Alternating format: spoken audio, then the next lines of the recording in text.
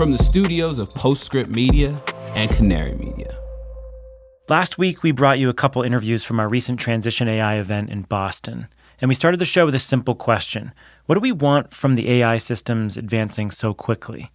And inevitably, when we start grappling with that question, we have to talk about ethics. What do we want to avoid?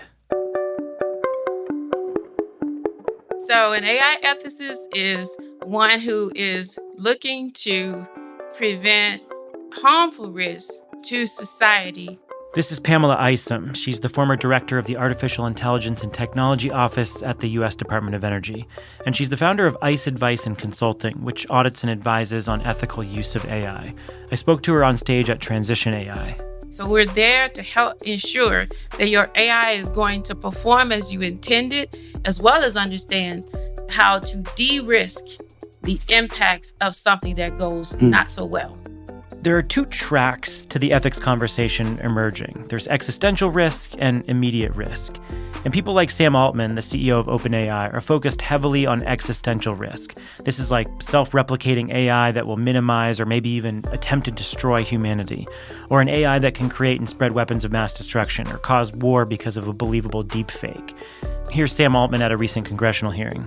My worst fears are that we, the field, the technology, the industry, cause significant harm to the world. I think if this technology goes wrong, it can go quite wrong. And then you have the more immediate risks. This is like lower-level disinformation that can swing elections, or fraud, or gender and racial bias. Not just about harm, but equity. The bias and inequity problem is very real now. Joy Balamwini, a computer scientist and activist at the MIT Media Lab, is focused on how this impacts AI training. And she built this immersive exhibit at London's Barbican Museum, showing how AI facial recognition systems don't recognize faces of color. Here she is explaining the exhibit. I was a grad student at MIT working on a project that used face detection, and you saw it worked well on my friend's face. When it came to my face, it didn't work so well until I put on the white mask on. Yes, the white mask, right? And then it worked perfectly. AI algorithms reflect our biases, but more than reflect them, they will amplify them in dramatic ways. And many of the systems in existence today are being skewed by an oversampling of the kind of people who dominate Silicon Valley, white men. So I call this pale male data. And if you have a lot of pale male data, you're destined to fail the rest of the world, who I call the undersampled majority, people and women of color, because they're not even included. And right now we have to make sure we prioritize inclusion and we prioritize ethics. All of that gets built into those algorithms. So this is what equity is all about. Remove the bias.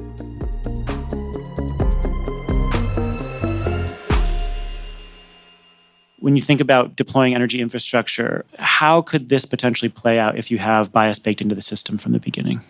So let's say we're looking at where to install charging stations.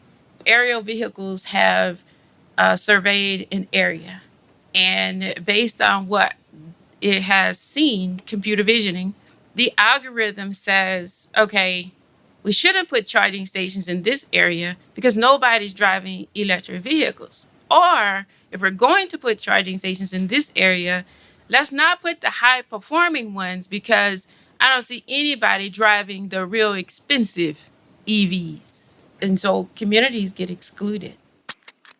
From EV chargers to building retrofits to solar installations, AI can help target new opportunities for clean energy. But those systems are only as good as the data they use. And bad data could mean bad outcomes. We don't want harms introduced into society. We got enough of that. We want to use AI to get rid of that. This is The Carbon Copy. I'm Stephen Lacey. This week, two conversations about the ethics and implementation of AI, recorded at the Transition AI conference. We'll talk more with Pamela Isom about avoiding bad outcomes, and we'll hear from a group of experts about building AI systems on the grid. In both cases, it's all about quality of the data.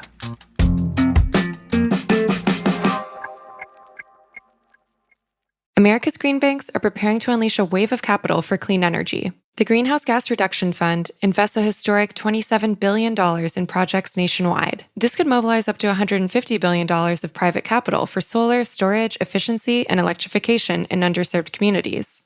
So how do we deploy those billions quickly, efficiently, and with the highest impact? On July 18th, Latitude Media and Banyan Infrastructure will host a virtual event exploring the on-the-ground realities of making America's green banks a success. Register for free by clicking the link in the show notes or go to latitudemedia.com/events. Clean energy and climate tech are policy-driven industries, and anyone working in this field touches local, state, and federal policy in a very real way.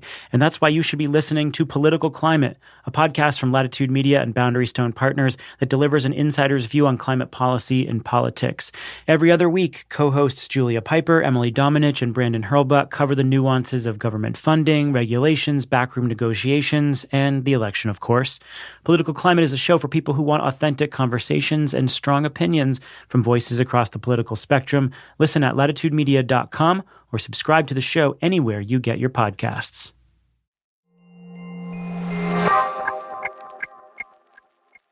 Pamela Isom is a software engineer by trade. She first got exposed to machine learning in the 80s, using it for production systems, manufacturing, retail, supply chain management.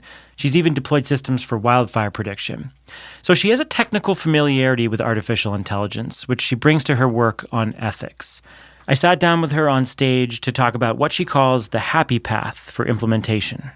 So as a software engineer, when you are developing solutions, you're testing your own work initially, and you never want the software developer to test their own work because they see everything positively. Like, it's going to work. It's going to work. So did A do what it was supposed to do? Yes. Did B do what it was supposed to do? Yes. So you pass it because you kind of see what you want to see.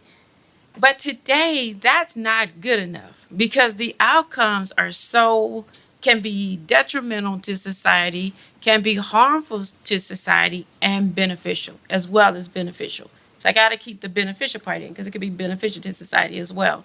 So the happy path is saying, consider things don't go well. Consider the harms. Consider society. What is the next step? If a company is saying, we want to avoid that problem, how do you then start to work on product development with those ethics in mind? I work with organizations and pull together ethical frameworks. I usually don't start from scratch because there is material out there that we can reference, but I will meet organizations where they are, and we'll have a discussion on what are your goals, what are your intentions. And the ethical framework will consist of governance, cybersecurity, because your data can get manipulated with whether there's bias integrated or not, and having discussions to help the organizations understand how what they are intending to do could be circumvented. I'll talk to them about the ethics team, how they should have an ethics team, ethics committee, or an ethics board, depending on the size of the organization, who should be reporting to and what instances should be elevated to the director level versus what issues can be handled at the individual level, and how to go about ensuring, too, that in these situations that you have good recovery and continuity plans in place. So those are examples of the conversations I have and the conversations that we should be having. So the companies in this room are at the front lines of figuring out this happy path, but the regulators need to come in and follow, and they're way behind the acceleration of technology. And so, you ran the Artificial Intelligence Office at the Department of Energy. I know that there are some limitations on what you can specifically talk about, but I think there's this big question about how lawmakers and regulators and agencies are trying to figure this out, whether they are explicitly grappling with inequities or they are talking about some of these bigger existential risks. There is this huge question about what kind of regulation we need to see. And so I wonder what your thinking is on where the government is on trying to figure this out and what needs to happen. I like what the government has done around the AI risk management framework. What is the AI risk management framework? What is that? It has a set of scenarios, and it does go into some of the type of risks that one may experience and how to go about addressing them. It talks about the different types of biases, and how you want to, whether you or not you want to include third-party testers, for instance, as a part of your verification and validation of your solutions. It's a pretty good comprehensive product that was developed with input from industry and academia. So it's there as a reference guide. It's not a prescription, but it is a reference guide that I think is helpful. I have the opportunity as a part of the AI and Technology Office to participate in the AI Bill of Rights, which is good as well. It kind of talks about some of the things that I've talked about here. None of them really provide step-by-step guidance, but it does give you a sense of what to watch out for, and things that if regulations are to come, they would build on top of it. So I think the U.S. government has done a pretty good job, but we're a little bit behind some of the other countries like Europe. And just a little bit behind the industry. I'm just going to say a little bit, and I'm going to say that's my opinion. So your career has, you've used AI for industrial efficiency, for infrastructure, for what you didn't mention, for wildfire management and prediction. So you've seen all these positive outcomes. Do you consider yourself optimistic about the future of this industry? I do. You can mitigate the risk, get ahead of it, get your auditors.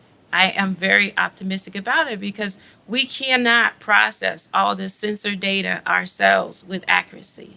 But we can teach our AI and train our AI to process with accuracy. Pamela Isom, thank you so much. Thank you.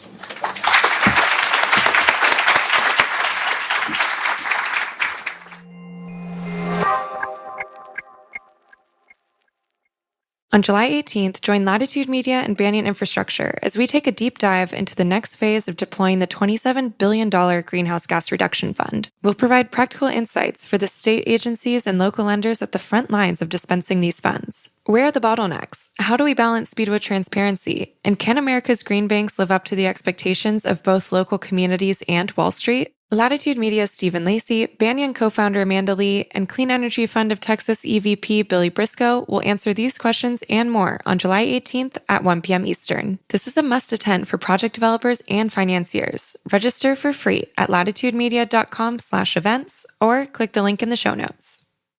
I'm Julia Piper. I'm Brandon Hurlbut. And I'm Emily Domenech. A little over a year ago, political climate took a break so we could focus on the groundwork of implementing America's biggest ever climate bill, the Inflation Reduction Act. I'm excited to say, political climate is back. And I'll be joined by my two co-hosts to riff on the top political stories and insider scoops, from state houses to the halls of Congress to regulatory agencies and even international climate talks. We'll explain how those developments are driving industry decisions today. Political Climate is a show for people who want authentic conversations. And to learn about how energy and climate policy is shaped within both political parties, from the people who have actually helped shape it. So join me, Brandon, and Emily every other week, starting in April, for fresh episodes of Political Climate. Subscribe to the show wherever you listen to podcasts.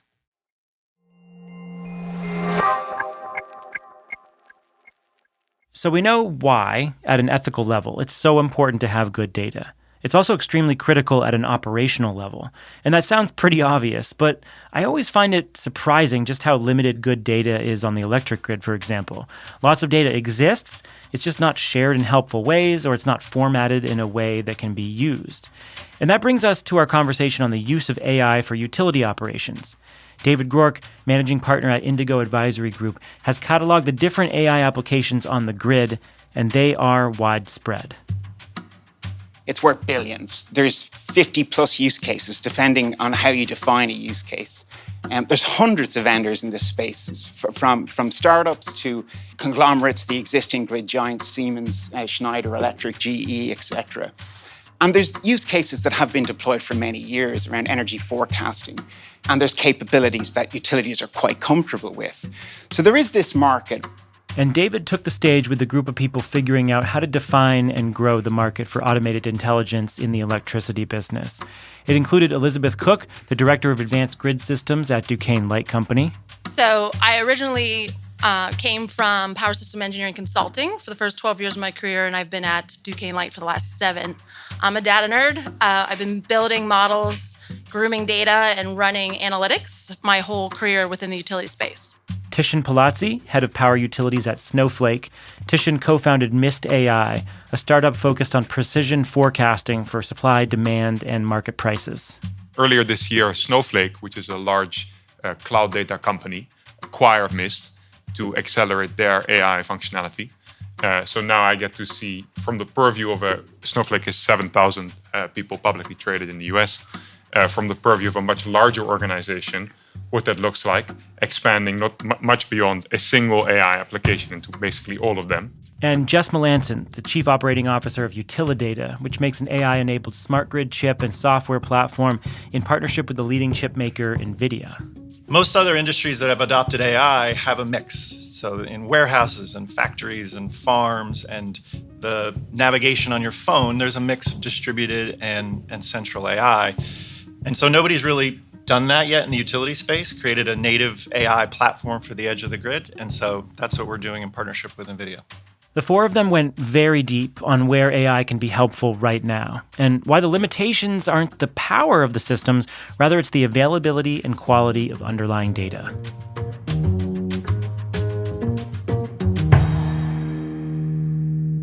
For you, for Duquesne, what does AI mean to the landscape of the utility right now? How are you defining it?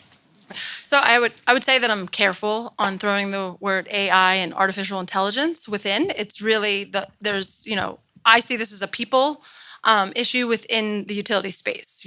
Our bread and butter is to keep the lights on 24/7, 365, and we've been doing it for over 100 years. So, what is the need for all of this additional sensoring and measuring? And it's really creating and crafting the stories around how we can use data to make us better, more effective in being safe, reliable, and now on top of that, of course, affordable, but resilient and sustainable. So when working with the data, it's really just starting to build it from the ground up and educating all of the different. So I come from system planning, which is like the stem of how we actually plan and prepare the grid, and then working in parallel with asset management to really understand the health and the utilization of the existing grid and start to create that conversation to empower us to bring insights that we have not had before.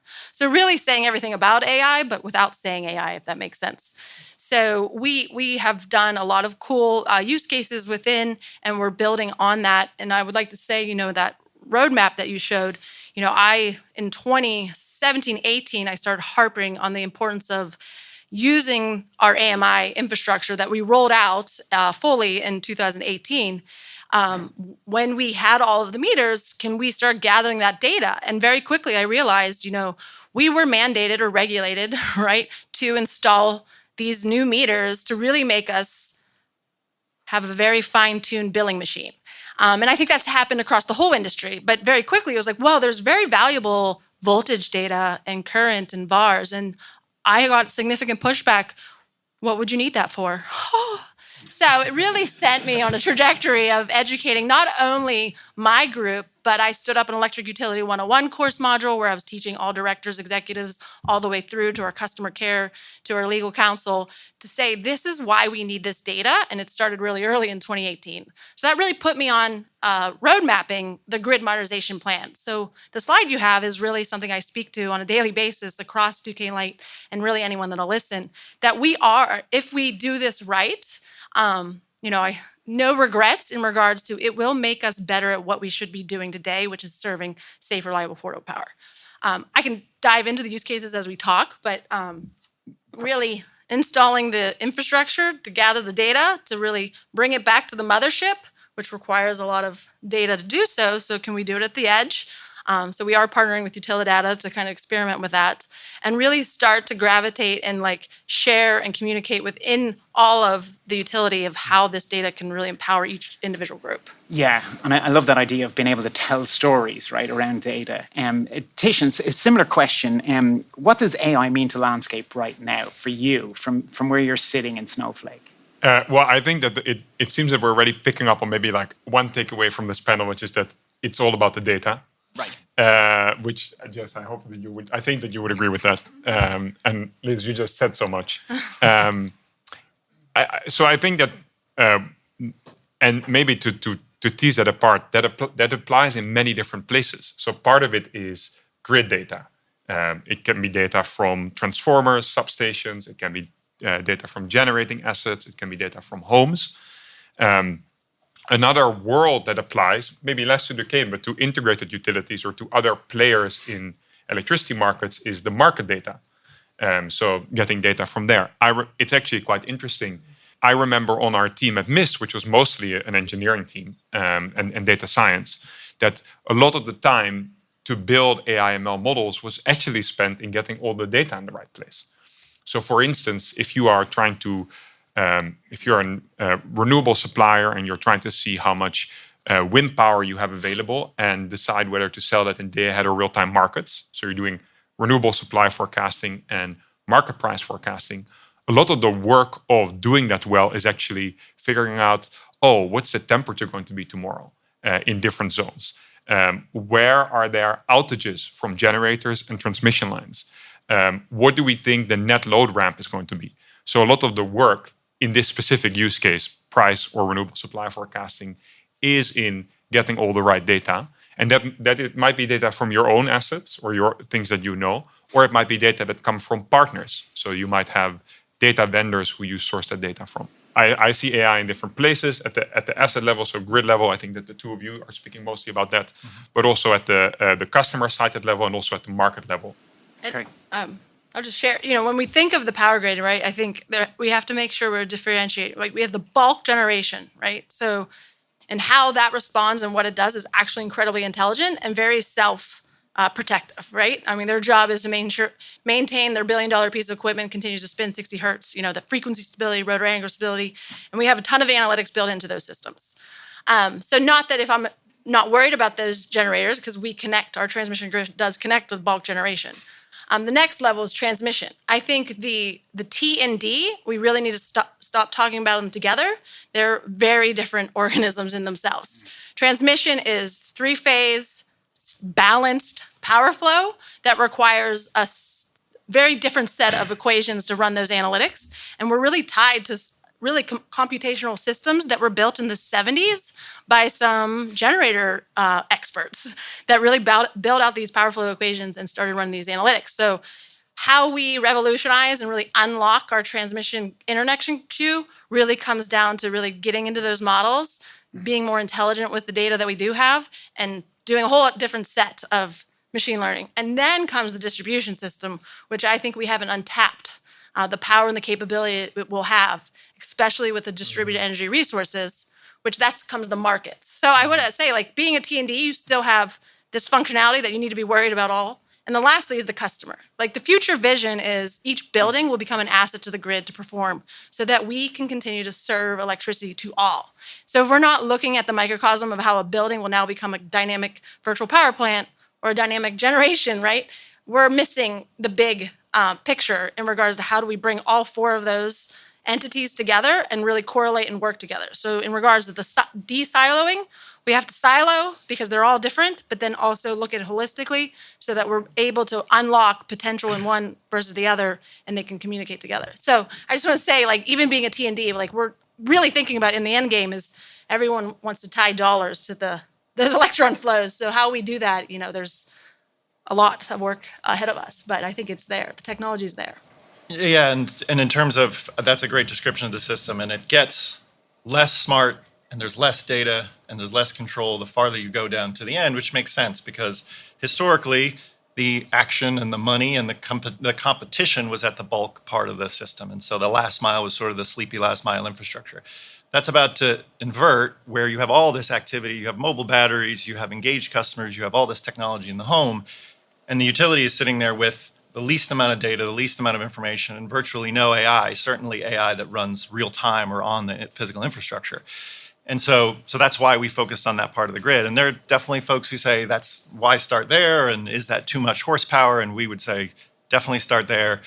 And the one thing you should not underinvest in 2023 is data capture and computational horsepower, because it is, while it may seem expensive in a narrow lens of the investment, it's going to be what saves you money time and time again as you build new software applications. And so Utilidata started as a software company. We were a user of grid data. We have a voltage optimization product. And so we tried to use grid data in operations and in real time and realized the limitations. It was slow, it was incomplete, it was misleading. And so we spent all of our smarts trying to fill in gaps in information, trying to infer what's happening.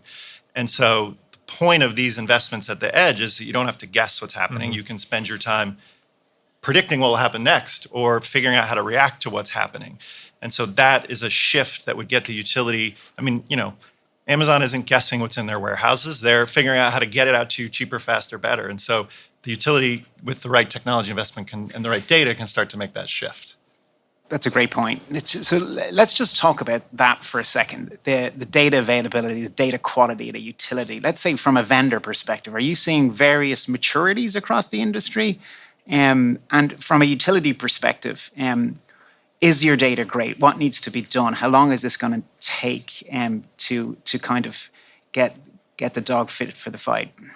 On the distribution grid, there are some investments in there are progressive investments in sensors on the distribution grid. And again, I think it's more at the substation and less as you go down.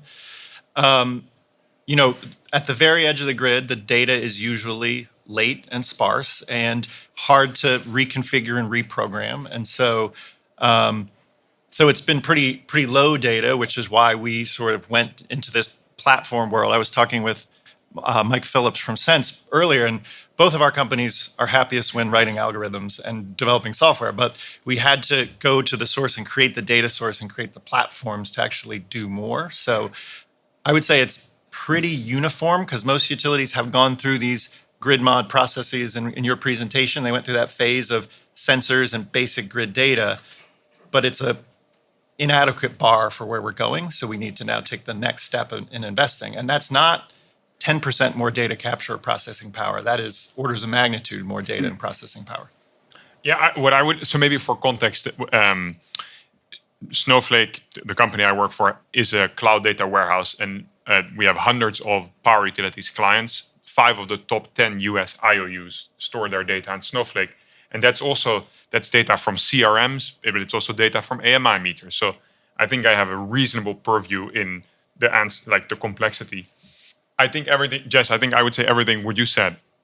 One of the things that I'm most excited about in sort of like thinking about contribution to energy transition that enables AI is in a world in which you have power generators, utilities that operate transmission and distribution, customers, a variety of DER providers, aggregators, so at least 6 or 7 different players who actually need each other's data to do interesting things.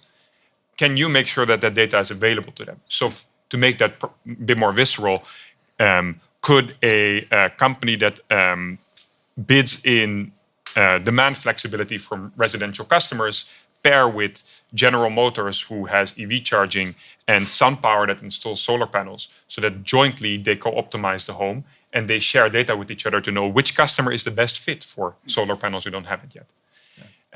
And so I think that one part of the data quality question is how can you ensure that it is shared across the stakeholders in a manner that is compliant with, personally identifiable information. And can I one more vendor point before we get to Liz? That it's a hugely important point. If you have a sensor company and they say we're going to upsell you your own data, that's a problem. If they say that data is not going to be interoperable with your other systems, that's a tremendous limitation.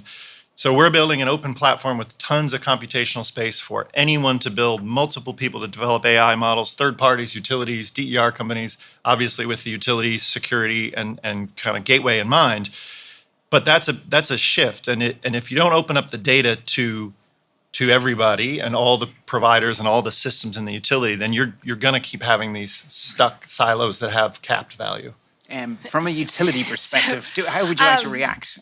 So just a little perspective, I'm also a part of the AEIC, which is associated as an illuminating company. It's the oldest electric utility member organization, started by Thomas Edison, 1887. So it's 185 utility members, and I'm the chair of the Distributed Energy Resource Subcommittee. So we have active 30 utilities that I get to work with and network. So one cool thing about the utility space, even though that's very rarely said in the same sentence, is we love to share our lessons learned. We love to share what we're doing because we can, and we're not really truly competing with each other.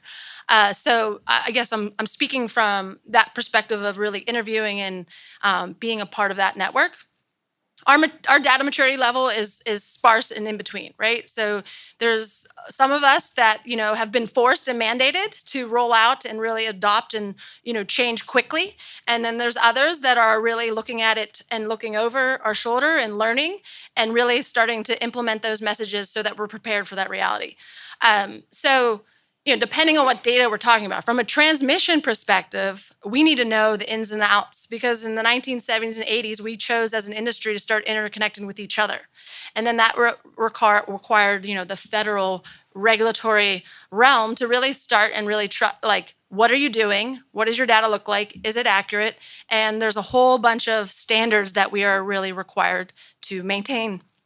And I'll just say, when I was interviewed to be the senior manager of transmission planning, I would not have been a utility member if they told me about what compliance means.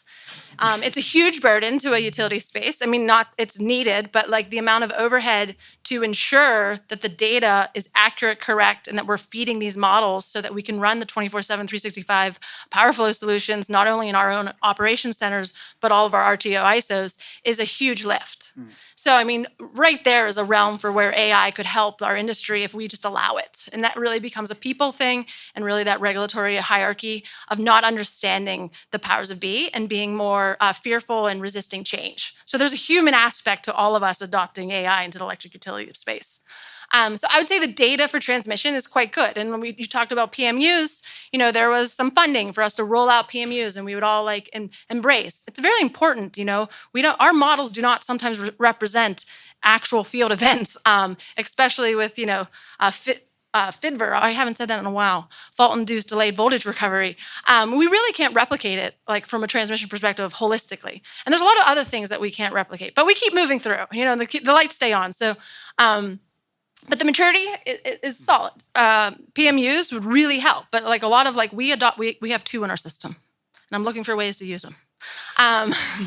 But that was a requirement. So I think if it came from a different perspective and you had a different creative mind thinking of how this could open a window and create models, that would be better champion. But I'll say, being an R&D agent, being a change agent with a utility that's regulated from the federal and the state, sometimes you're beaten down and really you're not really inspired to keep on going.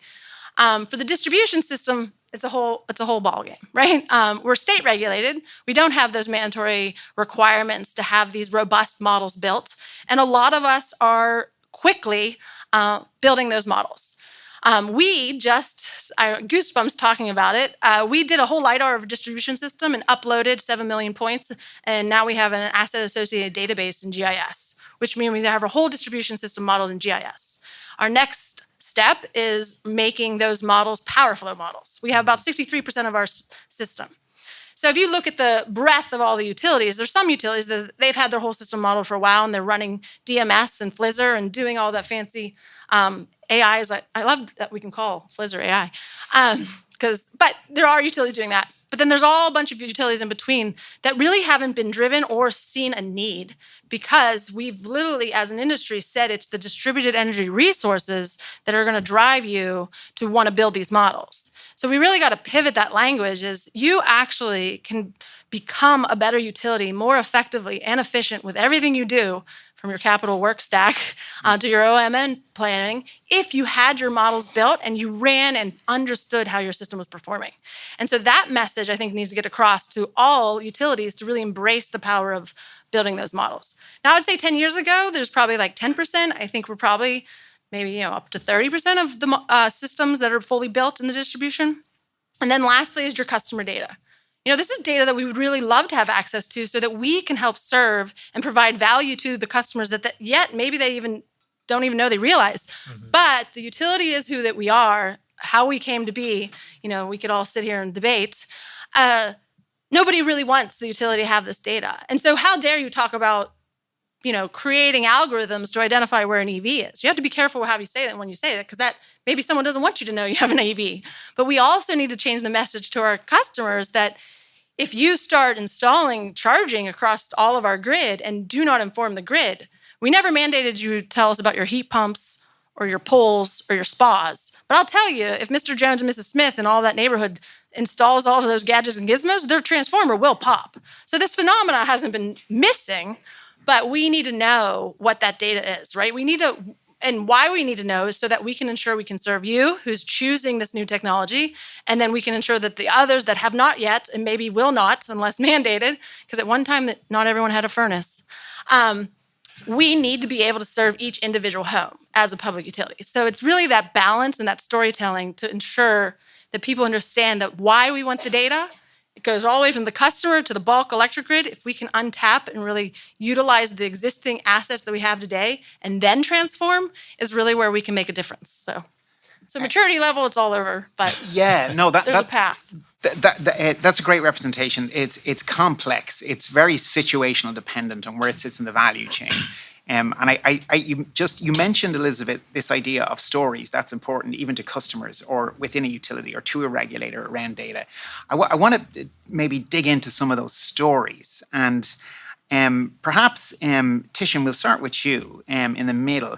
Do you have any favorite stories about AI in the utility sector right now? Maybe it's from a power markets perspective from where you sit. But I'd like to be able to kind of demonstrate to the audience the potential of AI in a real world use case in a utility environment. Sure. I can share one. So maybe some context. In California, basically, most of the grid is run by 3 large utilities: SDG&E, SCE, and PG&E. But in California, and there's no retail competition. However, you have this thing called community choice aggregators, which are load-serving entities that manage the customer relationship, but the power, the electron, still goes through the grid managed by the 3 large utilities. And one of the things that was happening during the heat waves was that electricity demand was going to levels that it had never been before. So you basically saw peak load in California. And this is the story of our days. I mean, even right now in Texas, we're seeing peak loads. So what was very interesting to see was the level of data access, smart meter data access, that some of these CCAs, the community choice agencies, had varied greatly. So during the event, the California ISO, the system operator, as well as the PUC, the Public Utilities Commissions, were having a hard time actually understanding what the expected demand was going to be. And that made operating the grid to ensure there was enough reliability and there wouldn't be blackouts was very hard. So there was a kind of uncertainty of many gigawatts, 5-6 gigawatts of how much would actually be needed. So that's dozens of smaller scale power plants that you need there. But the part where AI helped was some of the CCAs had good AMI, so smart meter data. And by aggregating that data, as well as different weather data, we were able to reduce some of the load forecast error by more than 50% compared to other CCAs who didn't have that. So that helped those individual organizations, but if you extrapolate that, it also helps the grid reliability. Because if you can do this structurally, use the best data to improve your forecast, you now actually have a much higher likelihood of avoiding blackouts with the same physical infrastructure. That's a great story and great results and plays to the importance of data quality. Jess, what about stories from your end? Actually a very similar use case, but from a different perspective. So there's a lot of people sort of gravitate toward the fancier stories about analyzing waveform data and finding equipment faults and predicting fires and co-optimizing hundreds of thousands of DERs at the same time, all of which are real and have a lot of promise. But I like sort of grounding it in simpler things like demand forecasting. And so when you put our product, which is called a smart grid chip, at a premise, it has some embedded AI models that start learning right away, predicting the demand of that home or business 24/7, 365, and learning when it gets things right, when it gets things wrong, input weather data, getting smarter about how it predicts it, et cetera. And similar algorithms for detecting and predicting the behavior of big loads like EVs or heat pumps. I'm sorry, Liz, we do know where your EVs are and when they're charging. I know you do. So when you think about that sort of a capability, what does that do for a utility what does that change in a utility on day one? Probably not very much, because everything they do is built around not having that information. Their processes, their systems, their people never expected to have that information. So this is sort of the paradox with AI. It's hard, that the business case for premise level load forecasting today is a little speculative. But if you had that at every home, at every neighborhood, feeder, substation, system, it would totally transform every way that the utility does business, how they plan and build their grid, how they buy supply, how they execute flexible demand, the rates they charge their customers, the programs they offer to their customers. And so something simple, and by the way, you can host lots of different load forecasting apps and see which one you like best, but something simple like a learning model that is getting better and better at predicting this premise level demand can start small and then end up transforming the whole way the utility does business. Stories, Elizabeth, from you. I'm sure you've got a few from Duquesne. Yeah, can I share a few? Yeah. I'll just, the one being transmission was my first love. I ultimately tapped into grid enhancing technologies. One thing I did for the first 12 years was build models based on data, and ratings were the pivotal value. And a lot of rework happened when maybe a fat finger in a database that I was given that I would not know about was changed. But that rating is the rating of your transmission facilities, right? Most specifically, the conductor.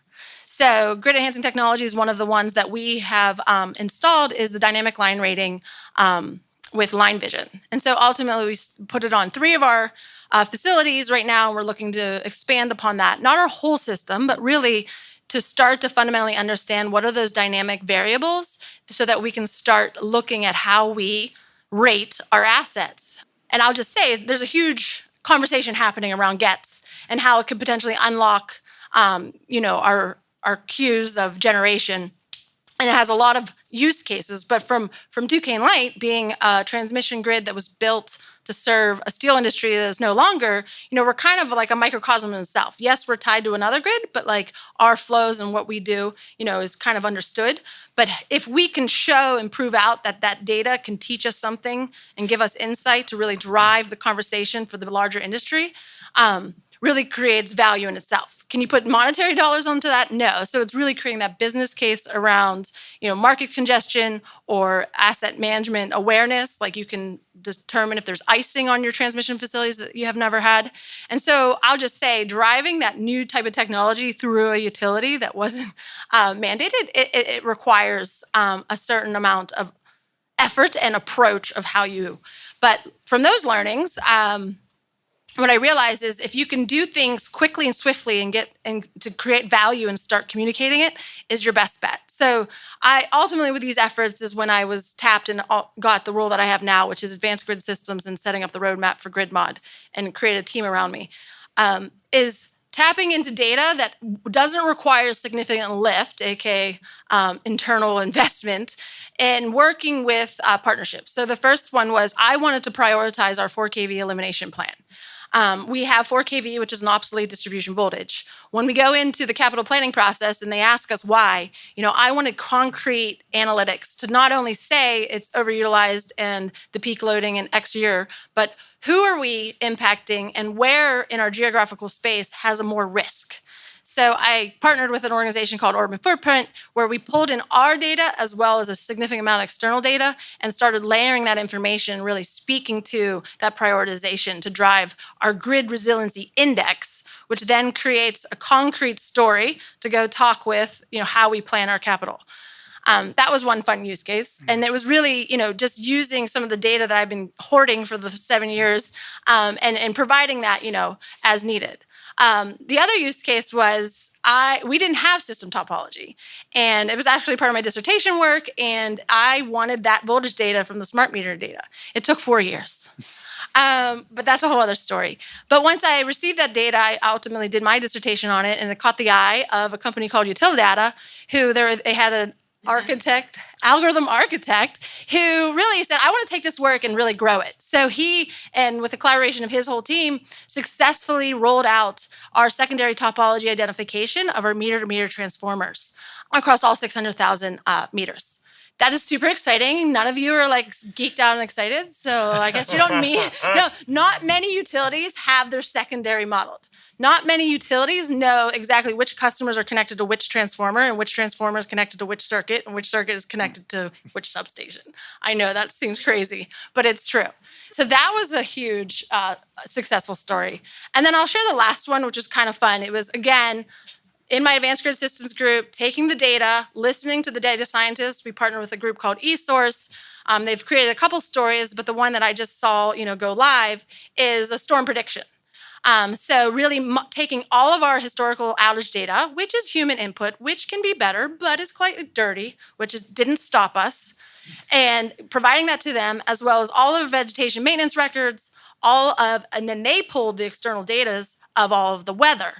And so created an awesome dashboard. So when storms are rolling through, it really will light up 5 days, 1 day, 10 hours, and then up to an hour, and show us which service territories will be hit with which or what number of outages, so that we can dispatch our crews, we can start communicating to our customers, and really we have more insight to what may happen, and that predictability, and really that it's, artificial intelligence, because it's only going to get more intelligent with what we've created. And so the last 2 storms have predicted it like pretty spot on. So that's an exciting use case story, but it was like, very but really shows value. And then you share that with your members, and that's when they start, wanting more. Excellent. Yeah, they're great examples. And I think they maybe bring this to life a little bit more, in that there's current problems being solved by AI right now in the utility sector. Particularly around some innovations in grid enhancing technologies and so on. If we look to the future, and we had the slide that had the kind of futuristic sense in there, are you optimistic about AI over the short or long term? How would you assess it from its potential? Back to you. Yeah. So, I believe, obstacles, they do not block the path, they are the path. But I'm learning very quickly that, my obstacles are really that storytelling and communicating the benefits to our customers, and therefore our regulators, and therefore our ownership, of how we should continuously invest in these technologies. And, really the idea of what technologies are we talking about? It's the sensoring and the measurement, right? So having the ability to gather the data. It's also, what is our strategy around our communication, that bandwidth, right? How do we bring all the data back? And what data do we need to put back? And at what latency and what frequency? There is an end game where if we did grid edge, distributed intelligence with these smart grid chips, that could reduce the amount of data. So really that whole package of like that amount of data, because it will be costly to our customers if we don't bring that curve down in regards to how much we pay to bring data across the networks. So that's a huge part. But, how to create that awareness that, as Jess said, we don't do certain things and we've never had this data. So to build use cases and then create business cases that drive deferment or cost savings, cost avoidance, or revenue, is a lot of, there's no concrete examples in your own utility to then prove it. So really having that craft to show that viability. And so you have to use your industry benchmarking to bring that intelligence in and then create that business case to show the value that you're driving for your customers. So that's, when I think about getting to the peak of your roadmap, the end game to me is energy transactive markets, right? Which, a T&D company really doesn't think about, but we are the facilitators of those electrons. No matter how we show up in whatever market is created, we'll need to be able to ensure that we can operate the grid through that transactive exchange of monetary value that we are going to put on these electrons. So really, we must do that to be able to create this reality. So from a hopefulness is if we do it right and we drive those values and really gain that benefit conversation with this is how we're benefiting the customer, and really believing that this is the reality that we're going to sit in, we can really make and untap again that what we need to do to transform the whole net zero conversation. So that makes sense, Jess. Yeah, and the business case is the hardest part. Selling distributed AI to utilities is harder than actually executing the AI, because and everybody who sells and works with utilities knows that their historic incentives are not pro-innovation, not pro-software, not pro-future-proofing investments. And so we're going against all those headwinds when we try and make a case for this. But so if Liz wants to make a grid mod investment, she goes to a regulator and says, I have a widget, it costs $100, it drives $120 of proven benefit. I know it, we've done it for years. And the regulator says, can you do it for 90? I'm going to make sure you get that 120, and that's it. So that's great, you made an improvement, but that's a sort of a limited investment. And so what you end up doing is stacking a lot of hardware-defined limited investments on top of each other, and you end up with a grid that's not modernizing quick enough. It's expensive because ultimately in the bigger picture, that's a more expensive way to do things than to generate a software update. But we have to get past that. And so part of what we're doing to get past that is we need our anchor use cases. We need the use cases that justify the cost of all that data capture and software and processing. And we have candidates that we're proving out now around DER integration and real-time visibility, deferring some asset upgrades. And so you can sort of justify this investment, but then you have to resist the urge to skinny it down to just do those things, because then you're stuck in the same loop again. You have to actually make sure you invest in that full data capture and processing at the edge. Federal funding helps. It's perfect for spurring this kind of a thing, and we're going after some of that. And then you have to engage stakeholders at every step. And we have a great team that does that, and we're very focused on engaging consumer advocates and telling stories about what does it mean to customers, environmentalists, making them understand how this will be an impediment to reaching their goals if we don't modernize this part of the grid. And then probably biggest of all is within the utility. You have to convince 100 people, not one. And so, there's a lot of sort of selling and trying to explain to people why this will actually make your life a lot easier. This will make what you do so much better. But there's a resistance to it and there's a reluctance about it. And so we have to overcome those hurdles. But once we do, I think it's going to really be an exponential change, because this will just become the industry standard and the paradigm will shift, and then everyone will say, well, why would I put an asset out on the grid that's not AI ready and smart? It'll become a non-starter. And so we just have to get over that hurdle. Optimistic. Tishan, do you agree? Are you optimistic? Do you agree with Jess in terms of the future? Yes, I would also say, side note, Jess, you have Liz, you have amazing one-liners. Transmission was my first love. Obstacles don't block the path; they are the path. I think we should have a philosophy white paper coming. I've been writing them down. I'm totally optimistic. Yeah. And I think also some of the stuff that we said is hard. I think can actually. So I'm not sure about selling yet, but maybe. But data collection, AI might be able to help. I'll give you another one. I think one reason why actually people who sit in the business line, so let's say that you have somebody who's on your grid planning team, it's quite possible that maybe those people have deep utility expertise but are not particularly proficient in writing SQL or writing Python code.